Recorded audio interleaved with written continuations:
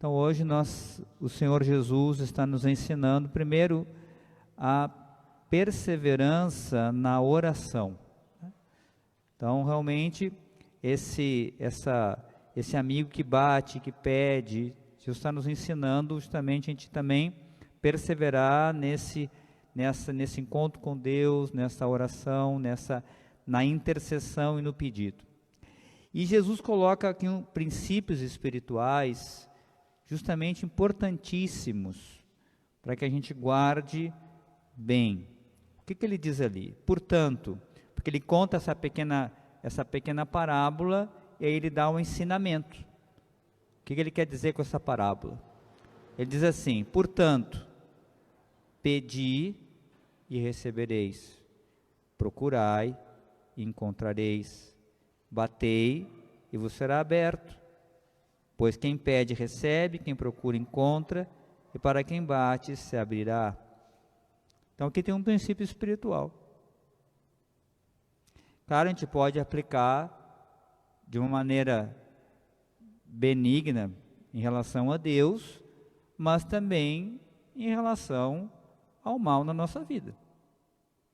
Porque se você ficar procurando o mal, pedindo, lançando para os outros, ou pedindo para si, vai encontrar também. Então, quem procura, encontra. Quem bate, vai se abrir. Então, agora em relação a Deus, Jesus dá um exemplo muito humano. Ou seja, se nós sabemos dar coisas boas para os filhos, quanto mais o Pai do céu não sabe o que é bom para nós.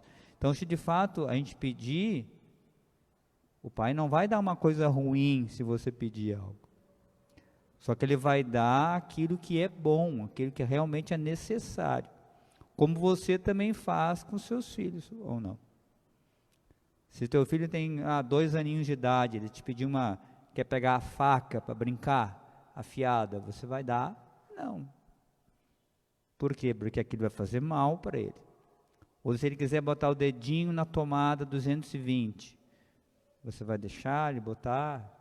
Não. Mas se ele te pedir uma comida, você dá. Se ele estiver chorando, com febre, você não vai levar no médico, não vai botar o termômetro, não vai fazer o que ele precisa? Vai. Então, agora, nós que somos limitados, cometemos pecados, fazemos o bem àqueles que nos amam, então quanto mais Deus, que é amor, que é nosso Pai, vai saber dar coisas boas para nós. Então, isso, primeiro que é um entendimento que vem para a nossa razão, ok? Mas isso tem que passar para a vida. Jesus, quando ele ensina o Pai Nosso, ele diz assim: o Pai sabe daquilo que vocês precisam. Só que às vezes a gente não se dá conta disso. Quando ele vai dizendo, olha, não precisa, os pagãos multiplicam as orações, pensando que é pela força das palavras que Deus vai, se eu multiplicar palavras, então Deus vai ser obrigado a me escutar. Não. Às vezes basta um olhar. Então, o Pai sabe o que você precisa. Certo? Então, e Ele vai dar a nós aquilo que nós precisamos. Realmente precisamos. E aqui tem, no final do Evangelho, Jesus fala o que é o melhor. O que nós realmente devemos pedir a Deus? O Espírito Santo. Gente, sem o Espírito Santo, não tem nada. Entende? Se a gente não se abre a Ele, não pede a Ele, não anda, porque o cristão, ele é chamado a viver uma vida, a vida nova é a vida no Espírito, em comunhão com o Espírito Santo. Senão a gente vai viver segundo a carne. Então, para a gente entender as coisas de Deus, entender a sua palavra, mergulhar realmente no sentido de ser discípulo de Jesus, começar a mergulhar no sentido da cruz. O que é a cruz? Realmente é só no Espírito que a gente entende. São Paulo, numa das cartas dele, fala isso. A gente não diz nem Jesus é o Senhor, a não ser no Espírito. Ou seja, compreender o senhorio de Jesus verdadeiramente sobre a minha vida é só no Espírito. Quando nós realmente somos alcançados por essa graça, realmente contemplamos isso e percebemos de forma pessoal. Senão ainda há a compreensão, por exemplo, a experiência do amor de Deus, sentir-se amado por Jesus. Isso é no Espírito. Então Jesus se faz presente na nossa consagrada quando nós invocamos o Espírito Santo sobre as oferendas. Então é o Espírito Santo que faz Jesus ser presente na Eucaristia. Traz Jesus a nós. Então é o que nós devemos pedir sempre. Sempre. E muito, todos os dias. Quando o Espírito Santo está sendo derramado, quando tem uma comunidade que reza, que clama o Espírito constantemente, ela começa a ser guiada, ela começa a colaborar com Deus. Os corações começam a ser tocados, as obras do maligno começam a ser denunciadas, elas começam a aparecer, aquilo que está escondido começa a aparecer, e ele começa a destruir as obras do mal. É como que nem quando a gente fosse descobrir que está doente, uma doença que a gente não sabia. Ele pensa, tem um tumorzinho lá escondido lá atrás. Aí, o Espírito Santo é isso, ele vai mostrar também os nossos pecados, o erro que às vezes que a gente está vivendo na nossa vida, os problemas que estão havendo. Então ele vai conduzindo segundo Deus. E tudo se transforma quando a vida é no Espírito. E a gente tem que ter cuidado, porque senão a gente fica com uma aparência de discípulo de Cristo, mas de fato não é. A gente pode ter, se a gente não clama o Espírito, a gente vai começar a navegar nas nossas vontades. Entende? Porque claro que tem... aqui eu não estou falando agora de pecado grave, né? Você pode às vezes fazer coisas boas, mas não significa que essas coisas boas que você está fazendo é a vontade de Deus para a sua vida, né? Pode ser que seja você esteja até perdendo tempo daquilo que Deus queria. Porque a visão, a contemplação da realidade se dá no Espírito. Eu preciso ver a realidade sob o influxo da graça de Deus. Senão eu vou ver um fato atrás do outro e não vou conseguir fazer relação com nada. E não vou ver nada.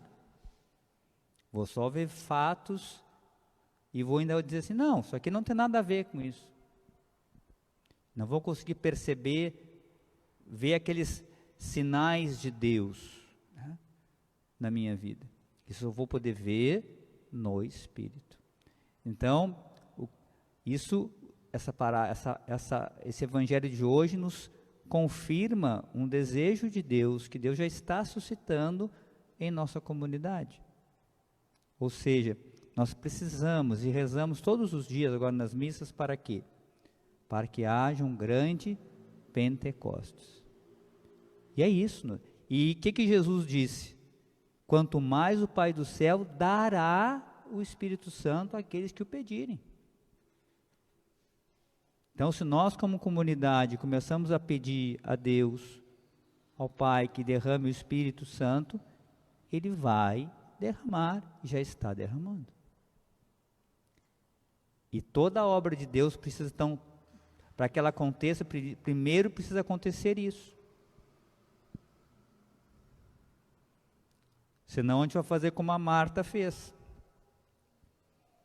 Jesus vai estar ali e a gente vai fazer o que a gente gosta de fazer, o que eu quero fazer.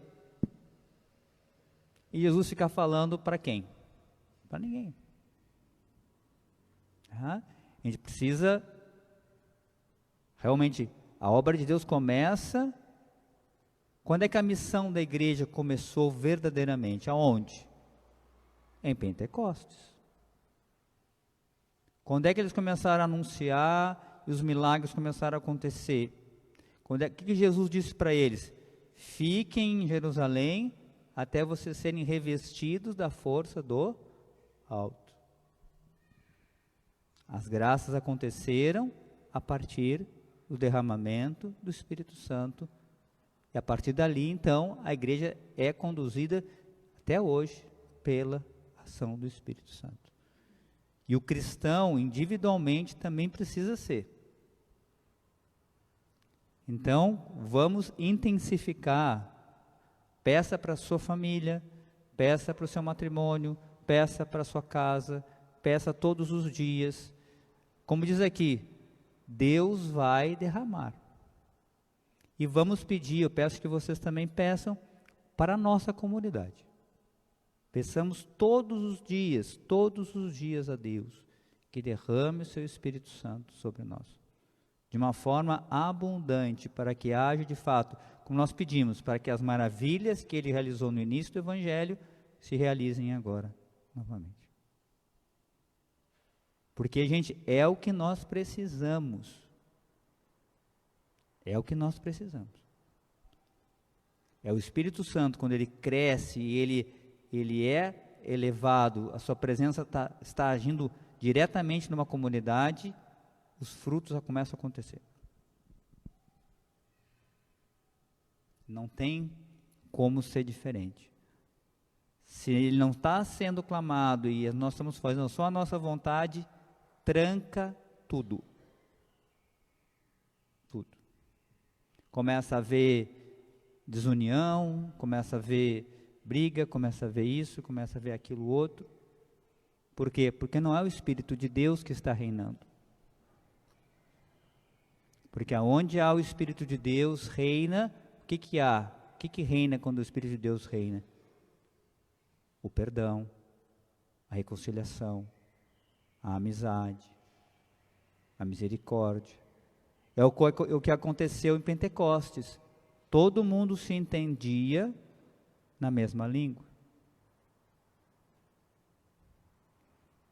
O que São Paulo fala? Qual é o princípio da unidade? Todos nós pertencemos a Cristo. Então, quem é que faz o Cristo ser presente? O Espírito Santo. É um Espírito que distribui todos os dons de forma diferente a cada um. Então, o Espírito Santo não vai se contradizer, não é verdade? Então, ele vai distribuir os dons a todos, e se todos nós estamos unidos a ele, vamos trabalhar na mesma direção que ele nos aponta, porque é ele que distribui os dons conforme a sua vontade para o crescimento do reino. Então, consequentemente, nós vamos indo em direção da vontade de Deus. Então, agora a gente vai realmente entendendo que precisa o Espírito Santo, clamar o Espírito, se entregar a Ele, colaborar com Ele, então todas as coisas vão na direção de Deus, daquilo que a vontade de Deus aconteça. Então, fica esse convite então que a palavra hoje nos coloca.